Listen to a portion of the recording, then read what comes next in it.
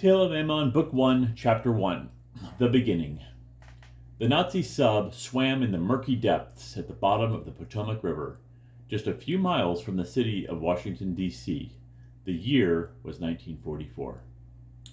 Amon Gurch crouched in the dark, dirty corridor of the sub, checking his missiles.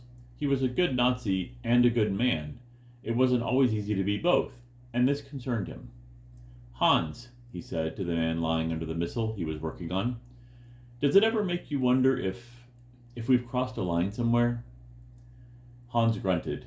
"Ja," he answered. "We crossed several lines on the way here, latitude and longitude." Amon realized that Hans understood what he meant, but they were both cautious about saying these things out loud. Hans sighed. "I'm just doing what they tell me, Amon. I know, and following orders has really worked out for us. But I'm worried about this next assignment. It seems like we'll be killing a great deal of innocent people." Amon lowered his voice as he said this. He and Hans had saved each other's lives multiple times, and he knew that Hans wouldn't inform on him. "There are no innocent people, Amon. You're being naive again. You need to do your duty, collect your paycheck, and buy back your beetle." Amon nodded and wiped his forehead with his greasy sleeve. His perfect Aryan features were smeared with dark grease and grime from the missiles. He did miss his VW Beetle, which he'd had to sell to pay off some debts. "You're probably right. I just need to do my duty and not worry so much." But he did worry. He felt like the orders he was receiving from the Reich were worse and worse. He felt like he was betraying his humanity in obeying them. Hans climbed out from under the missile. Everything looks good under there.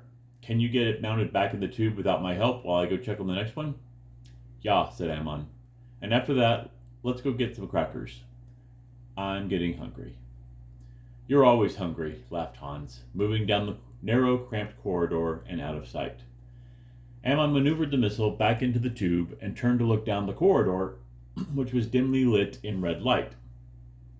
He thought he saw something in his peripheral vision, but when he looked, nothing was there.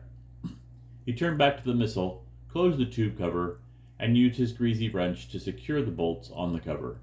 When he turned to follow Hans to the next missile, he stopped short.